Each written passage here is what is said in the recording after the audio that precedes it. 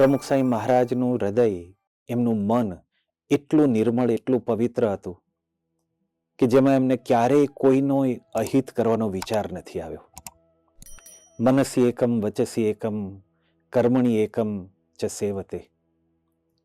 એમના મનના વિચારો, હૃદયની ભાવના, વાણીના ઉદ્ગારો અરે કર્મ માત્રમાં એકરૂપતા હતી. એમાં કોઈ બેવડા ધોરણ નહોતા, એમાં ક્યાંય મલિનતા નથી, કોઈ સ્વાર્થ વૃત્તિ નથી, કાંઈ છળ કપટ નથી, દંભ નથી. કંઈક ગોઠવીને અથવા તો ન હોય એવું દેખાડીને પણ કોઈને આજી દેવાની કે કંઈક દેખાડો કરવાની એવી કોઈ વૃત્તિ નથી. જેવા અંદર છે એવા જ સ્વામીશ્રી બહાર હતા. પ્રમુખ સાંઈ મહારાજના જીવનની આ પવિત્રતા, આ સચ્ચાઈનો પ્રભાવશાળી વ્યક્તિઓ પર પણ કેટલો ઊંડો પડેલો, એના એક પ્રસંગના સાક્ષી બનવાનો લાભ મળેલો. 2018ની સાલમાં અમેરિકા, કેનેડા, ઇંગ્લેન્ડ અને આફ્રિકાના કેટલાક સંતો અને હરિભક્તો સાથે નીલકંઠોળીના પગલે પગલે એક ધર્મયાત્રાનું આયોજન થયેલું. એમાં દિલ્હીથી આ યાત્રાનો પ્રારંભ કર્યા પછી હરિદ્વાર સંતો પધાર્યા. હરિદ્વારમાં પૂજ્ય સત્યમિત્રાનંદ ગિરિજીનો આશ્રમ છે. થોડા સમય પહેલા જ તેઓ બ્રહ્મલીન થયા, પરંતુ 26-27 વર્ષની નાની ઉંમરે તેઓએ જ્યોતિર્મઠના શંકરાચાર્ય તરીકેનું પદ શોભાવેલું. 50 વર્ષ સુધી વિચરણ કરીને સનાતન ધર્મના પ્રચાર અને પ્રસાર માટે એમણે ખૂબ પરિશ્રમ કરેલો. ભારત સેવા મંદિરની સ્થાપના કરી, સમન્વય ટ્રસ્ટની સ્થાપના કરી, જેનાથી લોક કલ્યાણના કાર્યો પણ એ પોતે કરતા રહ્યા. એમની એવી સમાજ સેવાઓને કારણે ભારત સરકારે રાષ્ટ્રપતિ દ્વારા એમને પદ્મભૂષણનો એવોર્ડ પણ આપવામાં આવેલો.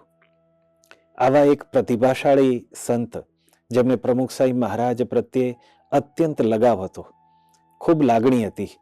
પરમ પૂજ્ય સ્વામીશ્રી પ્રત્યે એમને એટલો બધો સદભાવ હતો. જ્યારે સંતો એમના આશ્રમમાં ત્યાં આગળ એમને મળવા માટે ગયા, પોતે રાહ જોતા હતા પ્રમુખ સાંઈ મહારાજના સંતો પધારશે. સંજોગવશાત બધા સંતો જઈ નતા શક્યા. સોએ સંતો એમના પ્રતિનિધિ રૂપે થોડાક સંતોએ મળવાનું થયું. અને જ્યારે એમની સાથે વાર્તાલાપ શરૂ થયો, પરમ પૂજ્ય મહંત સાંઈ મહારાજના એમણે કુશળ સમાચાર પૂછ્યા અને પછી પ્રમુખ સાંઈ મહારાજ સાથેની સ્મૃતિ કરતા એમની ગુજરાતીમાં પોતે વાત કરવા લાગ્યા. સંતોની સાથે એક યુવક હતા, મયુરભાઈ ભાનુશાળી. એમને જોઈને પહેલા પૂછ્યું કે આપની સાથે આવે છે આ? તો મયુરભાઈને પછી સત્યમિત્રાનંદ સ્વામીએ કીધું કે તમે જો સાથે જતા હો તો મારા તરફથી પ્રમુખ સાંઈ મહારાજના આ સંતોને કેદારનાથ જ્યારે જાય ત્યારે બધાને રસોઈ કરીને જમાડજો. આવા પવિત્ર સંતો અમારે ત્યાં ક્યાંથી? અને પછી પ્રમુખ સાંઈ મહારાજ સાથેની પોતાની સ્મૃતિઓ વાગોળવા લાગ્યા કે પ્રમુખ સાંઈ મહારાજની સાથે એમના વાત્સલ્યો મને ઘણા સમય સુધી લાભ મળેલો. હજી થોડીક એમણે શરૂઆત કરી છે, એમની ગુજરાતી પણ થોડું બોલી જાણતા એટલે એમાં શરૂઆત કરી. એટલું બોલતા બોલતા તો એમની આંખોના ખૂણા ભીના થઈ ગયા. રૂમાલ કાઢીને એમણે આંસુ થોડાક લૂછ્યા અને પછી એકદમ હિન્દીમાં શરૂઆત કરી. एक बार मैं मेरे गुरुजी के सामने बैठा हुआ था. अचानक गुरुजी मेरे सामने देखकर चिल्लाने लगे, रुक जाओ. मैं आसपास देखने लगा, गुरुजी किसे कहते हैं? गुरुजी से मैंने हाथ जोड़कर पूछा, गुरुजी आप क्या कहना चाहते, मैं समझ नहीं पा रहा हूं. ત્યારે ગુરુજીએ ફરી કીધું કે रुक जाओ. મેં એમને હાથ જોડીને કીધું કે આપ શું કહેવા માંગો છો? ત્યારે એમના ગુરુએ એમને કીધું કે સન્યાસી કી આંખો મેં આંસુ નહીં હોને ચાહીએ. એ વખતે પણ સત્યમિત્રાનંદ ગિરિજીની આંખોના ખૂણા ભીના થઈ ગયેલા હતા. એ જોઈને એમના ગુરુ એમને કહેતા કે સન્યાસી કી આંખો મેં આંસુ નહીં હોને ચાહીએ. આ પ્રસંગની સ્મૃતિ કરતા કરતા આગળ જે વાક્ય બોલ્યા ને, ત્યાં ઉપસ્થિત અમે થોડા સંતોના રૂવાડા ઊભા થઈ ગયા. એવું વાક્ય, એવું હૃદયથી, એવા પ્રેમથી પોતે બોલતા હતા. સત્યમિત્રાનંદ સ્વામી કીધું કે જ્યારે ગુરુએ મને પૂછ્યું કે સન્યાસી કી આંખો મેં આંસુ નહીં હોને ચાહીએ, ત્યારે એમનો ઉત્તર હતો कि पर मैं कैसे समझाऊं कि जब भी मुझे प्रमुख साईं महाराज की याद आती है तब मैं गदगदित हो जाता हूँ, मेरा हृदय उभर आता है. પોતાની ભાવનાઓ, પોતાની લાગણીને એ રોકી જ નતા શકતા. હજી સંતોની સામે પણ આટલું બોલતા બોલતા ફરીથી એમની આંખોના ખૂણા ભીના થઈ ગયા. ત્યારે ઉપસ્થિત સૌ સંતોને લાગ્યું કે એમને પ્રમુખ સાહેબ મહારાજનો કેટલો બધો ઊંડો પ્રભાવ છે. એટલો બધો સહવાસ પણ કદાચ સ્વામીશ્રીનો નહીં હોય, પણ અલ્પ સહવાસમાં પણ પ્રમુખ સાંઈ મહારાજની પ્રતિભા, એમની પવિત્રતા એમને કેટલી સ્પર્શી છે એ સ્પષ્ટપણે વર્તાતું હતું. એક સમયે ઉત્સવ દરમિયાન એમણે એનો પોતે ઉલ્લેખ પણ કરેલો, પ્રમુખ સ્વામી જૈસા પવિત્ર વ્યક્તિ કોઈ નહીં. आजकल लोग ट्रांसपेरेंसी की बड़ी बातें कर रहे हैं, लेकिन प्रमुख स्वामी जैसा पारदर्शी जीवन जीने वाला, जिनको आप रात्रि में देखे या दिन में देखे, बाहर से देखे या भीतर से देखे, द्वार से देखे या खिड़की से देखे, धरती से देखे या आकाश से देखे, एक जैसा जीवन जीने वाला, एक जैसा दिखने वाला, ऐसा पवित्र महापुरुष प्रमुख साईं महाराज थे. प्रमुख साईं महाराजनी આવી પવિત્રતા, એમના જીવનની આવી સચ્ચાઈ, પારદર્શિતાનો પ્રભાવ એ સૌ કોઈના જીવનમાં અનુભવાતો. રાત્રિ મેં યા દિન મેં, કોઈ સ્થળ, કોઈ સમય કે કોઈ સંજોગો, ગમે તેવી સ્થિતિમાં સ્વામીશ્રીના જીવનમાં એક સૂત્રતા રહેતી, એક રૂપતા રહેતી. એમાં કોઈ બેવડા ધોરણ નહોતા. એમના જીવનમાં આ પવિત્રતા અને સચ્ચાઈનું સાતત્ય અનુભવાતું. બહાર સે દેખો યા અંદર સે દેખો, दूर से देखो या निकट से देखो, સૌ કોઈને એવો અનુભવ થતો. થોડા સમય પહેલા અમદાવાદના શાહીબાગ મંદિરે કોઈક મુમુક્ષુ આવ્યા. એમની આંખો કોઈ સંતોને શોધી રહી હતી અને સહેજે જ્યારે કોઈક સંત મળ્યા એટલે એમણે વાત કરી કે મારે પ્રમુખ સાંઈ મહારાજનો સત્સંગ કરવો છે. એટલે સહેજે સહેજે એમને બીજા સંતો સાથે સંપર્ક કરાવવામાં આવ્યો. પૂજ્ય બ્રહ્મવિહારી સ્વામી એમને મળ્યા ને એમણે પૂછ્યું, નામ પૂછ્યું તો એમણે કીધું અશ્વિન સિંગલ. કે આપ ક્યાંથી આવો છો? કે ડ્યુટી પરથી આવો છો. કઈ ડ્યુટી છે? વેસ્ટર્ન રેલવેમાં ટીસી તરીકે પોતે જોબ કરી રહ્યા હતા. સીધા સ્ટેશનેથી પોતે આજે મંદિર આવેલા હતા. અને એનું રહસ્ય કહેતા એમણે વાત કરી, ટ્રેનમાં જ્યારે ડ્યુટી દરમિયાન એક બોગીમાં કેટલાક યુવકો યુવાન અવસ્થામાં કંઈક બધી ચર્ચાઓ કરી રહ્યા હતા અને વિષય બદલાતો જતો હતો. એમાં ચર્ચાએ વળાંક લીધો. કોઈક સંતનું, કોઈક મહાત્માનું કે કોઈ ધર્મગુરુનું નામ બોલાય અને એની બધા ટીકા ટિપ્પણી કરવા ઉતરી પડે. બધા પોતાના મંતવ્યો આપે. દરેકના જીવનના કંઈક પ્રસંગો, ચર્ચાઓ કાઢીને એની ખોદણી જ કરતા હોય. એમાં કોઈકે પ્રમુખ સાંઈ મહારાજનું નામ ઉચ્ચાર્યું અને એની સાથે જ બે ત્રણ યુવાનો એક સાથે બોલી ઉઠ્યા કે પ્રમુખ સ્વામી એ પ્રમુખ સ્વામી, એક સાચા સંત. એમના જીવનમાં કોઈ ડાઘ એવું કોઈ આપણને જોવા મળતું નથી. આ ઘટનાને નજરો નજર નિહાળનાર આ અશ્વિનભાઈ, એમને બહુ આશ્ચર્ય થયું કે જે યુવાનો કોથલી કરવા જ બેઠા છે, નિંદા કરવા જ બેઠા છે, પણ પ્રમુખ સાંઈ મહારાજનું નામ સાંભળીને એમનો જે સદભાવ એ યુવાનોમાં જોયો, એમણે કંઈક સાંભળ્યું હશે અને આમાં પુષ્ટિ મળી.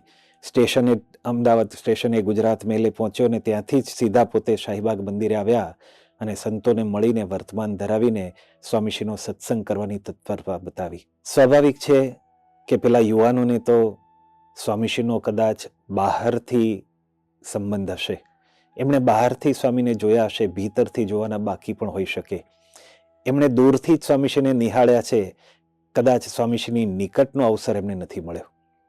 કારણ કે વ્યક્તિની નિર્ધંભતાને જો જોવી હોય, એની કસોટી કરવી હોય તો એની પાસે રહેવું પડે.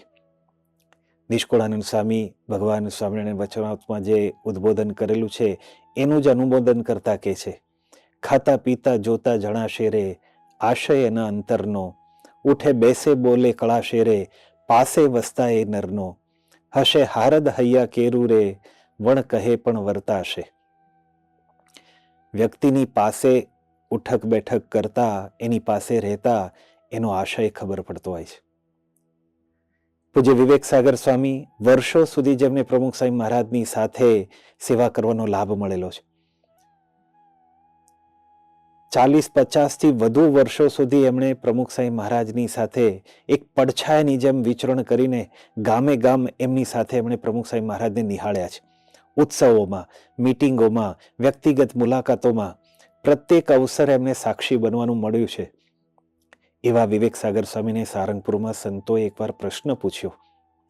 જિજ્ઞાસા હતી કે સ્વામી, આપને આટલા બધા વર્ષો પ્રમુખ સાંઈ મહારાજનો લાભ મળ્યો છતાં પણ અમે જોયું છે કે જ્યારે જ્યારે પ્રમુખ સાંઈ મહારાજની પ્રાતઃ પૂજાના દર્શન હોય, કે સ્વામી ઠાકોરજીના દર્શને પધાર્યા હોય, કે સ્મૃતિ મંદિરે હોય, કે સ્વામી શ્રી સભામાં પધાર્યા હોય, કે પ્રમુખ વાટિકામાં પ્રમુખ ઝરૂકી એમના દર્શનનો લાભ મળતો હોય, આપ અચૂક ઉત્સાહથી ત્યાં આગળ પહોંચી જતા. આટલા બધા વર્ષો સાથે લાભ લીધા પછી પણ આવો ઈશક કેવી રીતે? એના ઉત્તરમાં પૂજ્ય વિવેક સાગર સ્વામીએ વાત કરી, આટલા બધા વર્ષો પ્રમુખ સાંઈની સાથે રહીને નિકટથી નિહાળ્યા પછી પણ એક વસ્તુ સ્પષ્ટ અનુભવાય છે કે પ્રમુખ સાંઈ મહારાજ જેવી પવિત્રતા બીજે ક્યાંય જોવા નથી મળી. સાથે રહેનારને, નિકટમાં રહેનારને પણ સ્વામીશ્રીના જીવનમાં આટલી સચ્ચાઈ, આટલી પવિત્રતા એ દેખાતી હોય, પણ એની સાથે સાથે ખાલી અલ્પ સહવાસમાં, જેને સ્વામીશ્રીની સાથે જાજુ રહેવા નથી મળ્યું, થોડીક જ મુલાકાતો થઈ હોય, પણ એમાં પણ એવા મોટા મોટા માંધાતાઓને પણ સ્વામીશ્રીની આ પવિત્રતાનો પ્રભાવ એમના જીવનમાં આપણને જોવા મળે છે. ભારતના પૂર્વ રાષ્ટ્રપતિ એપીજે અબ્દુલ કલામ કેટલી પ્રતિભાશાળી વ્યક્તિ. કેવળ ભારતમાં જ રોકેટ સાયન્ટિસ્ટ તરીકે એમની ખ્યાતિ હતી એવું નથી, સમગ્ર વિશ્વમાં એમની નામના હતી. ભારતના SLV સેટેલાઇટ લોન્ચ વ્હીકલ એના પ્રોજેક્ટના પોતે ડિરેક્ટર હતા. બુદ્ધિશાળી એટલા હતા કે 45 જેટલી ઓનરરી PhD ડિગ્રી પણ એમને આપવામાં આવેલી. સંરક્ષણ ક્ષેત્રે પણ એમનું એટલું બધું પ્રદાન હતું. એના કરતાં પણ વિશેષ જ્યારે પોતે રાષ્ટ્રપતિ થયા ત્યારે પીપલ્સ પ્રેસિડેન્ટ તરીકે ભારતના કરોડો લોકોની એમણે ચાહના મેળવેલી. આવા વિચક્ષણ પ્રતિભાશાળી વ્યક્તિને જ્યારે પ્રમુખ સાંઈ મહારાજ સાથેની પ્રથમ મુલાકાત થઈ, દિલ્હીના નીતિનભાઈ ગડિયાના એ નાનકડા ઘરમાં ત્યાં આગળ જ્યારે પ્રથમવાર તેઓ સ્વામીશ્રીને મળ્યા, ત્યારે જ એમને એટલો બધો અનુભવ થયો. સ્વામીશ્રી સાથેના વાર્તાલાપમાં સ્વામીશ્રીને પોતે જાણે માપી રહ્યા હતા. અને પછી એમણે ઉલ્લેખ કર્યો, ત્યાર પછીની થોડી મુલાકાતો થોડા બીજા અવસરે પણ થઈ, પણ એટલી જૂજ મુલાકાતોમાં પણ પ્રમુખ સાંઈ મહારાજ પ્રત્યે એમનો સદભાવ બેવડાતો ગયો. એમને સ્વામીશ્રી સાથેની એમની મિત્રતા અને એ સદભાવ છે ગુરુભાવ સુધીમાં પરિણમ્યો કે you are A great teacher. એક કલ્પના કરવી પડે, વિચાર કરીએ કે સજાતીને સજાતી સાથે મેળ પડે. દરેક વ્યક્તિને પોતાની સ્ટેટસના હોય એની સાથે જ અનુકૂળતા વધારે આવે, સુવર્ણ વધારે થાય. પણ કલામનું જ્યારે પ્રોફેશનલ કેરિયર જોઈએ અને બીજી બાજુ પ્રમુખ સાંઈ મહારાજનો વિચાર કરીએ તો બંનેની ભાષા જુદી છે, બંનેનું ભણતર જુદું છે, બંનેનું કાર્યક્ષેત્ર જુદું છે. પણ છતાંય અબ્દુલ કલામને પ્રમુખ સાંઈ મહારાજનો જે પ્રભાવ પડ્યો એનું શું કારણ હશે? શેનો એ પ્રભાવ હશે? એમના જીવનની બાયોગ્રાફી જોતા જણાય છે કે પ્રમુખ સાંઈ મહારાજના જીવનની પવિત્રતા, અંતરની જે નિર્મળતા, એમના જીવનની જે સચ્ચાઈ, સાધુતા એમને સ્પર્શી ગયેલી. અમેરિકાના ભૂતપૂર્વ પ્રેસિડેન્ટ બિલ ક્લિન્ટનનો પણ આવો જ કંઈક અનુભવ રહ્યો.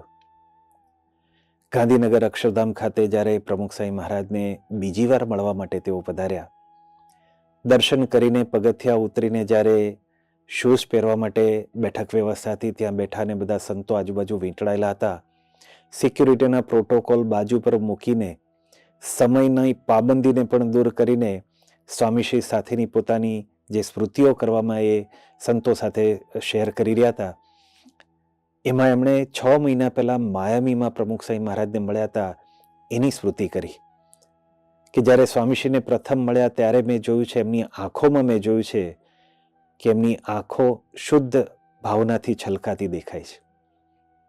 એમની આંખોમાં મેં શુદ્ધ ભાવ છલકાતો જોયો છે. જ્યારે જ્યારે પણ એમની આંખોમાં જોઉં છું તો એક ઇન્ટેગ્રિટી દેખાય છે, એક સચ્ચાઈ દેખાય છે. તેઓ બીજાને આગળ કરીને આગળ આવ્યા છે, બીજાને ઝાંખા પાડીને નહીં. 2007માં પ્રમુખ સાંઈ મહારાજ જ્યારે મોમ્બાસાથી શિકાગો આવી રહ્યા હતા.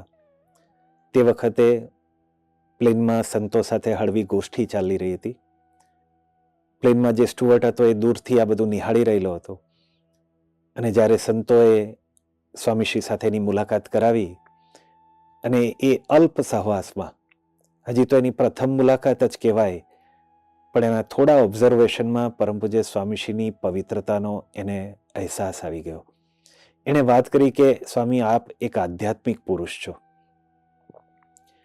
આપના મન અને આંખોમાં કોઈ હિડન એજન્ડા નથી. આપ અત્યંત નિર્મળ પુરુષ છો. સાથેના સંતોને પણ એણે પોતે આ ઇકરાર કર્યો કે આવો અનુભવ મને પહેલાં ક્યારેય થયો નથી. અને પછી તો વાર્તાલાપમાં અને પોતે ઘણી બધી શુદ્ધતાની પ્રેરણાઓ પણ મેળવી. પણ જે પણ સ્વામીશ્રીના સંપર્કમાં આવે છે એમના જીવનમાં આવી એક પવિત્રતાનો પ્રભાવ આપણને જોવા મળે છે.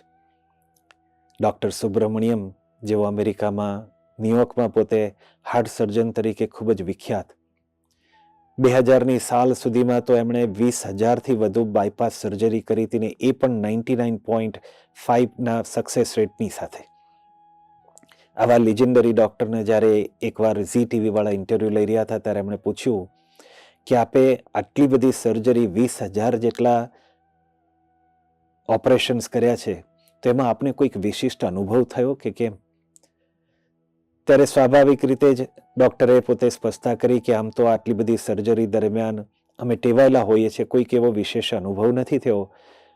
પણ હા, એકવાર જ્યારે BAPSના વડા પ્રમુખ સાંઈ મહારાજની બાયપાસ સર્જરી વખતે જ્યારે એમનું હૃદય મારા હાથમાં પકડવાનું થયું, ત્યારે મને જે અનુભૂતિ થઈ એ મારા 20,000 બીજા સર્જરીમાં મને ક્યારેય એવો અનુભવ નથી થયો.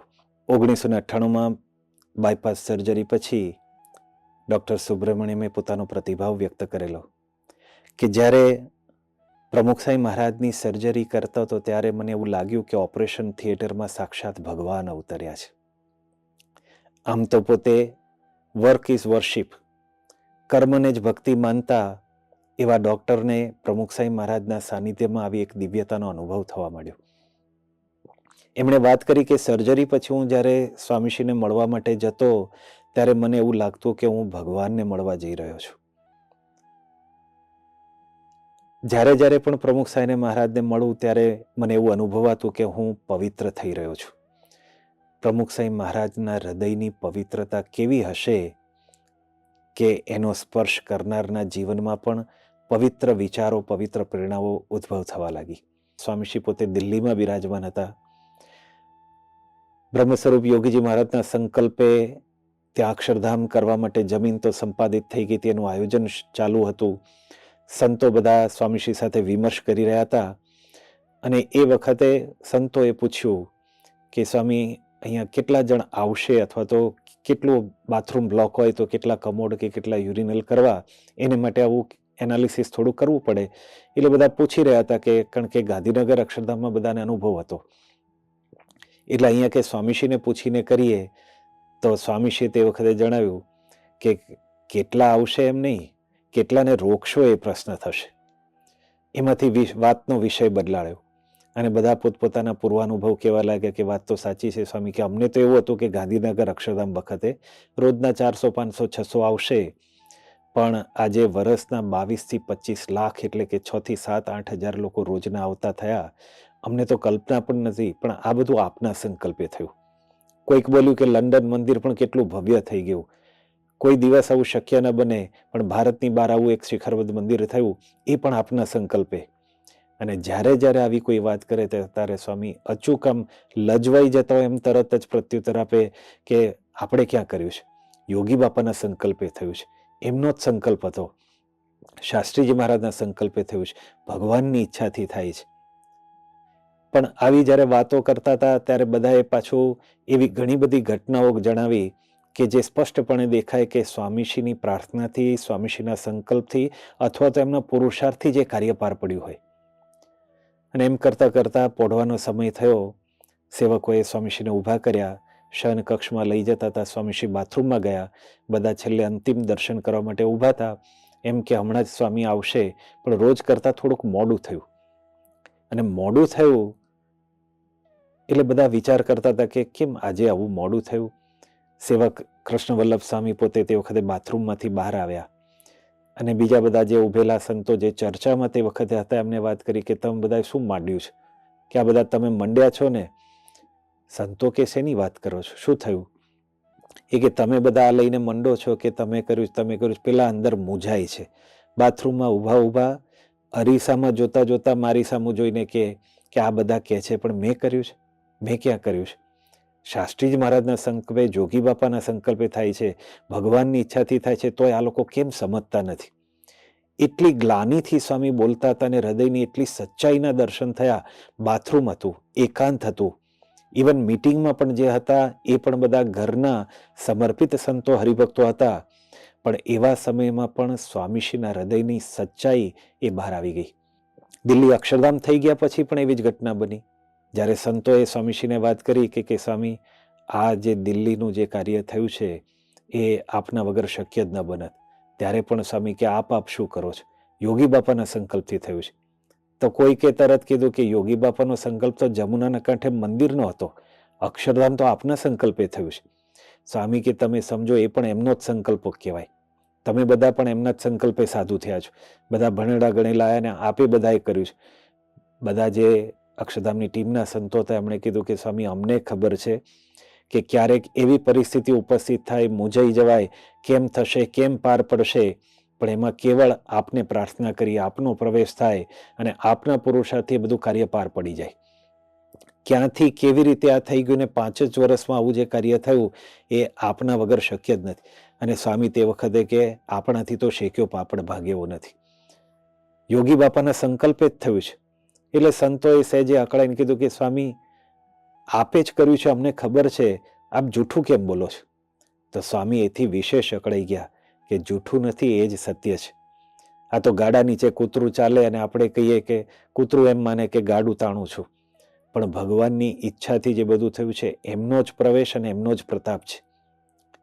જ્યારે જ્યારે પણ આવો અવસર આવે છે ત્યારે સ્વામીશ્રીના હૃદયની સચ્ચાઈ એ દેખાય છે કે ક્યાંય પોતે ન કર્યું હોય કે પોતે કર્યું હોય છતાં પણ પોતે ક્યાંય એમાં પોતે યશના ભાગીદાર થવા તૈયાર નથી. એટલી એમની વાણી અને હૃદયની પવિત્રતા છે.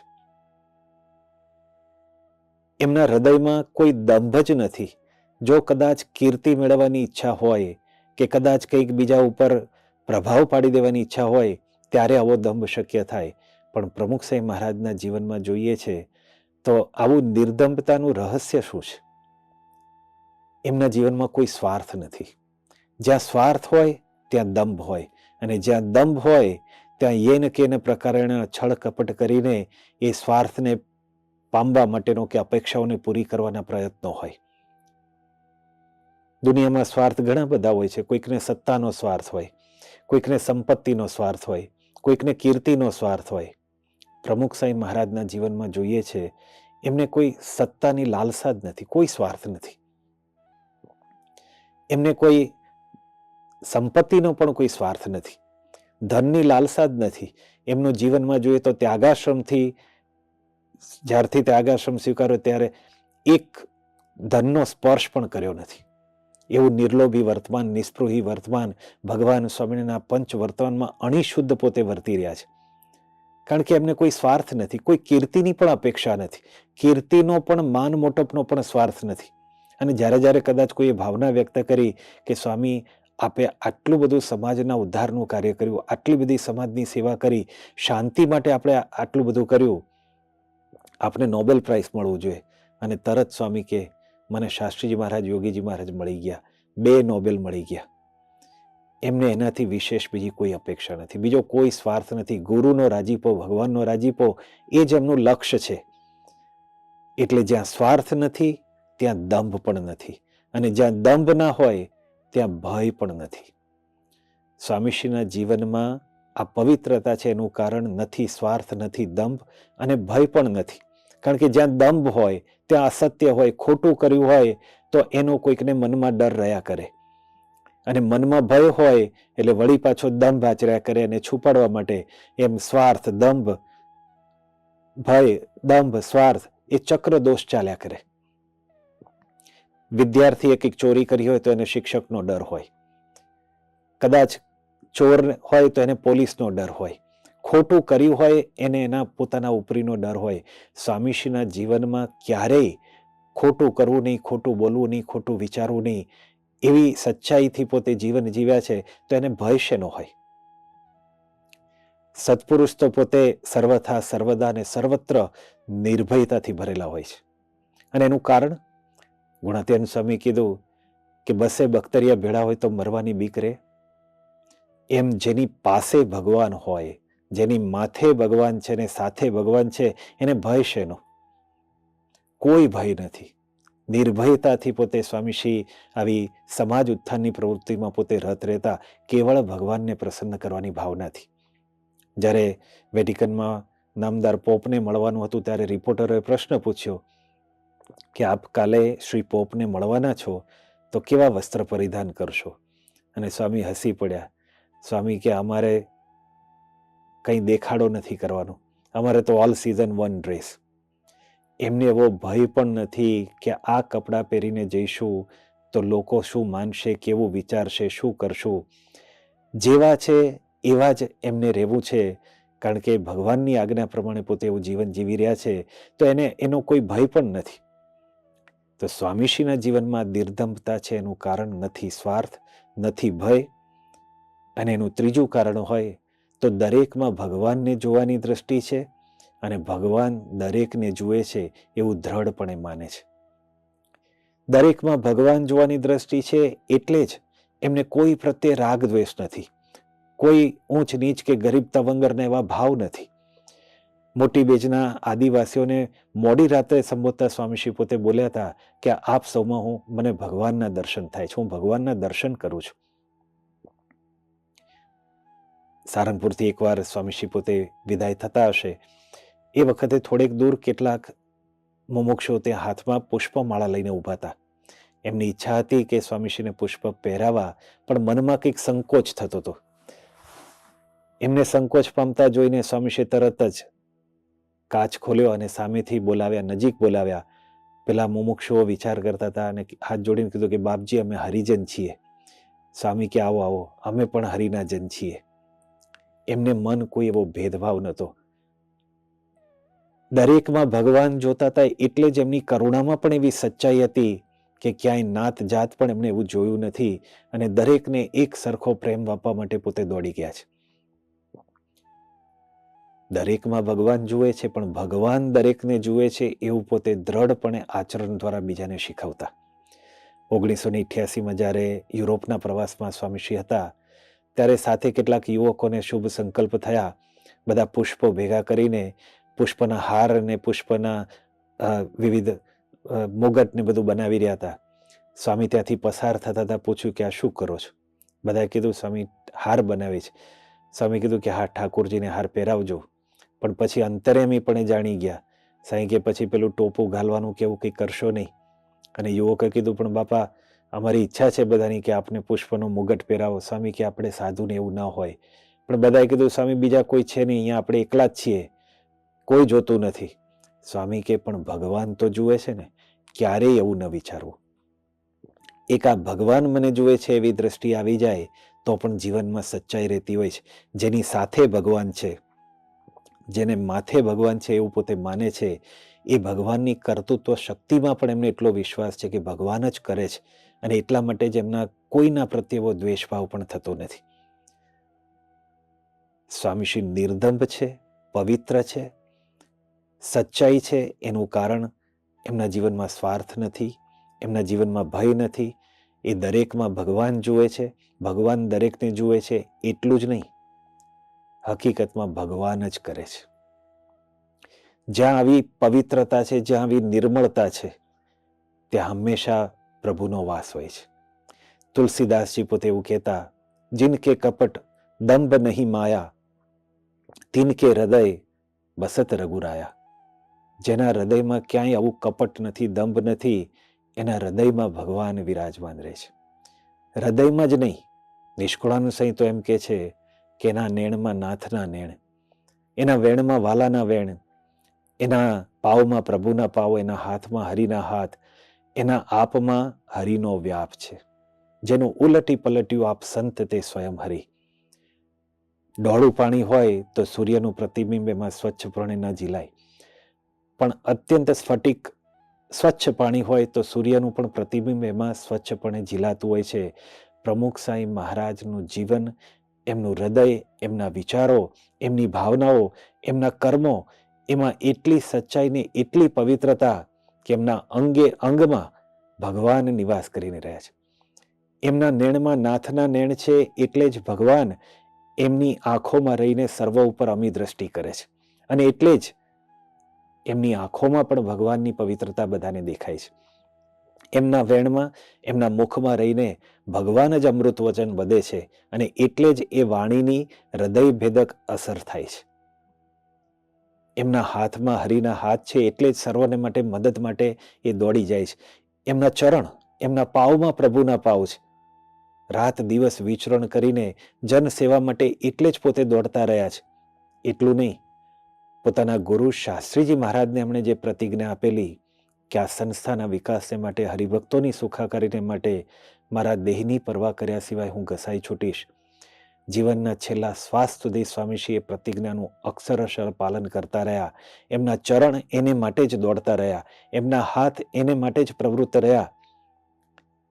આટલી એમના જીવનની જે પવિત્રતા હોય, એમાં રહીને ભગવાન જ દરેકને આશીર્વાદ આપતા. એમના ચરણમાં રહીને ભગવાન જાણે વિચરણ કરતા.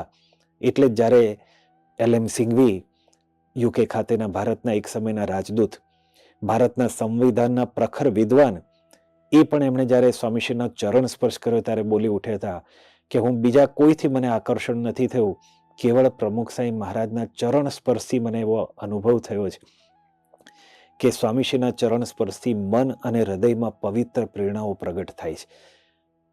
નિર્મળ અંતઃકરણ થતું જાય છે. પોતે આવા વિદ્વાન, પણ એમને પણ જે અનુભૂતિ એમણે વર્ણન કરી ત્યારે આપણને સ્પષ્ટપણે દેખાય છે કે પ્રમુખ સાંઈ મહારાજ એક આવા પવિત્ર હતા, અને એમની પવિત્રતા એ પ્રાસંગિક નથી. કંઈક આવા નાના મોટા ઉત્સવ દરમિયાન ઝબકી જતો એક પ્રસંગ નહોતો, પણ એ આજીવન પણ નહીં, ઇટર્નલ પણ કહી શકાય. કારણ કે એની પરાકાષ્ઠા તો એ હતી કે જ્યારે સ્વામીશ્રીએ આ દેહનો ત્યાગ કર્યો, 13મી ઓગસ્ટ 2016ના દિવસે જ્યારે એમણે ધામગમન લીલા કરી, 13 ઓગસ્ટથી 17 ઓગસ્ટ સુધી જેટલો માનવ મહેરામણ ત્યાં આગળ જે રીતે આવ્યો, એ પણ એમની પવિત્રતાનું જ આકર્ષણ હતું. અને એની પરાકાષ્ઠા તો કેવી, એક બેન, એક માતા હજી એક દિવસનું તાજું જન્મેલું નવજાત શિશુ લઈને પોતે આવી ભીડમાં, લાઈનમાં એ સ્વામીશ્રીના દર્શન કરવા ને કરાવવા માટે ત્યાં આગળ પોતે ભીડો વેઠી રહ્યા હતા. અને જેવો એમનો વારો આવ્યો ત્યારે એ નાનકડા નવજાત શિશુની આંખોને ખોલીને એ સ્વામીશ્રીના દર્શન કરાવી રહ્યા. દેહ મૂક્યા પછી પણ સ્વામીશ્રીના દર્શનને માટે આટલું બધું આકર્ષણ, એ જ એમના જીવનની પવિત્રતાના દર્શન કરાવે છે. પરમ પૂજ્ય પ્રમુખ સાંઈ મહારાજની પવિત્રતાનો અનુભવ એ ઇટર્નલ છે, કારણ કે સ્વામીશ્રી પોતે ઇટર્નલ છે. અને એટલા માટે જ પરમ પૂજ્ય મહંત સાંઈ મહારાજ દ્વારા એ જ પવિત્રતાનો, એ જ નિર્મળતાનો એ આપણને અનુભવ થઈ રહ્યો છે. પ્રમુખ સાંઈ મહારાજની પવિત્રતાનો પ્રભાવ, એ પવિત્રતાની પરાકાષ્ઠા, એ પવિત્રતાનું રહસ્ય જાણ્યા પછી એ પવિત્રતાના માર્ગે પુરુષાર્થ કરવો જ રહ્યો. પુનર્સ્મરણ કરી લઈએ, ગઈકાલે આપણે ઉલ્લેખ કરેલો, you are the stone, you are the chisel and you are the sculptor. Man is the maker of himself. પથ્થર પણ આપણે છીએ, ટાંકણું પણ આપણે છીએ, અને શિલ્પી પણ આપણે છીએ. પણ જેને જોઈને આપણું જીવન કંડારવાનું છે, આપણા જીવનનું ઘડતર કરવાનું છે, આપણા જીવનને આકાર આપવાનો છે, એવા મહાપુરુષોની પ્રાપ્તિ, આવા ગુણાતીત સત્પુરુષોની પ્રાપ્તિ એ આપણો એક આનંદ છે. એની પવિત્રતાને માણવામાં પણ જો આટલી મજા હોય, એમના ગુણ ગાવામાં એ જો આપણી ગુરુભક્તિ હોય, તો હવે એ ગુણ કેળવવા એ આપણી સાધના છે. અને એ માટે વચનામૃતમાં ભગવાન સ્વામિનારાયણ પોતે કહે છે કે તુલના કરવી પડશે. ક્યાં તમે ને નાથ, ક્યાં અમે રે. અને જ્યારે તુલના કરીએ છીએ ત્યારે બે શબ્દો પડગાય છે, એક પ્રતાપ અને બીજું ઉત્પાત. આવા મહાપુરુષોના જીવન, એની પવિત્રતાનો પ્રતાપ અને પ્રભાવ એક બાજુ છે, જ્યારે બીજી બાજુ આપણે વ્યક્તિગત જીવનમાં ડોકિયું કરીએ છીએ ત્યારે ક્યાંક નાના મોટા ઉત્પાત ક્ષમતા નથી, અશાંતિ, ઉદ્વેગ અને અજંપો રહ્યા કરે છે. એનું કારણ શું છે? પરમહંસોએ ભગવાન સ્વામિનારાયણ વચનો નોંધ્યા છે, એમાં લખ્યું છે, શુદ્ધ થયા વિના ભગવાનનો પ્રતાપ દેખે તો પણ ઉત્પાત મટે નહીં. શુદ્ધ થવું એટલે અહીંયા કેવળ બાહ્ય શુદ્ધિની વાત નથી, પણ આંતર શુદ્ધિની પણ અનિવાર્યતા બતાવી છે. અંતઃકરણ શુદ્ધ થવું જરૂરી છે. પરમ પૂજ્ય પ્રમુખ સાહેબ મહારાજ રડુમાં એકવાર વિરાજમાન હતા. બે બાળકો આવ્યા ને સ્વામીશ્રીને સહેજે સહેજે વાત કરી કે સ્વામી અમારા દિલમાં રહેજો. સ્વામી તરત જ વેદક પ્રશ્ન કર્યો, જગ્યા છે? અને બંને બાળકોએ, કિશોરોએ કીધું, હા સ્વામી છે. સ્વામી કીધું, ચોખ્ખું રાખજો, હૃદય ચોખ્ખું રાખજો. હૃદય શુદ્ધ કરવું છે, અંતઃકરણને નિર્મળ કરવું છે. એનો ઉપાય બતાવતા પ્રથમના 18મા વચનામૃતમાં ભગવાન સ્વામિનારાયણ કહે છે કે જેવો સંગ કરીએ તેવું અંતઃકરણ થાય છે. કુસંગનો સંગ કરીએ તો મતિ એ પ્રમાણે મલિન થાય છે, અને જ્યારે પરમેશ્વર અને પરમેશ્વરના સંતનો સંગ કરીએ, એમના યોગે કરીને, એમના દર્શને કરીને, એમના સ્પર્શે કરીને, સ્પર્શ ન થાય તો એમની ચરણ રજને મસ્તકે ચડાવીને, એમના શબ્દ સાંભળવે કરીને પણ મતિ નિર્મળ થાય છે. પછી સાતમાળની હવેલીના કુસંગનું દ્રષ્ટાંત આપીને મહારાજ પોતે સત્સંગનો મહિમા વર્ણવે છે કે તૃણની ઝૂંપડી હોય, ફાટેલ ગોદડીવાળા પરમહંસની સભા ભરાઈને બેઠી હોય, અને ત્યાં આગળ ધર્મ, જ્ઞાન, વૈરાગ્ય, ભક્તિ સહ ભગવદ વાર્તા થતી હોય, એ જગ્યામાં અંતઃકરણ પણ એવું પવિત્ર અને નિર્મળ થાય છે. અંતમાં બે જ વસ્તુ કરવાની છે. જોવાનો જ આ ખેલ છે. આપણે એમની સામે જોયા કરવાનું છે, અને એ આપણને જોઈ રહ્યા છે એ બોલવાનું પણ નથી. એમને જોઈ જોઈને આપણું જીવન કંડારવાનું છે, એટલે કે એમના સદ્ગુણોનું શ્રવણ કરીને, એનું મનન કરીને, એનો નિધિધ્યાસ કરવાનો પ્રામાણિક પુરુષાર્થ કરવાનો છે. આપણી દ્રષ્ટિને પલટાવવાની છે, આપણા વિચારોને, આપણી વાણીને પલટાવવાની છે. એ પવિત્રતા આપણા આચરણમાં આપણે મૂકવાની છે, અને એની સાથે સાથે એ આપણને જોઈ રહ્યા છે એનું અનુસંધાન પણ રાખવાનું છે, કે જેથી એકાંતમાં પણ ક્યાંય અસત્યનું આચરણ ન થાય. એકાંતમાં પણ સદવર્તન હંમેશા રહે, આપણા આચરણમાં પણ એવી પવિત્રતા રહે. મહારાજ સ્વામીના ચરણોમાં પ્રાર્થના કરીએ કે આવી પવિત્રતા આપણા હૃદય અને મનને શુદ્ધ કરવા માટે, અંતઃકરણને શુદ્ધ કરવા માટે આવા સદ્ગુણોનું વાંચન, શ્રવણ, મનન, નિધિધ્યાસન કરીને એ દિશામાં આપણે પુરુષાર્થ કરી શકીએ, એવો ભક્તિયોગ અને બુદ્ધિયોગ આપણને આપે, એવી એમના જ પ્રગટ સ્વરૂપ એવા મહંત સાંઈ મહારાજના ચરણોમાં પ્રાર્થના. આવી વધુ કથા સાંભળવા શ્રવણમાલા ચેનલને સબસ્ક્રાઇબ કરો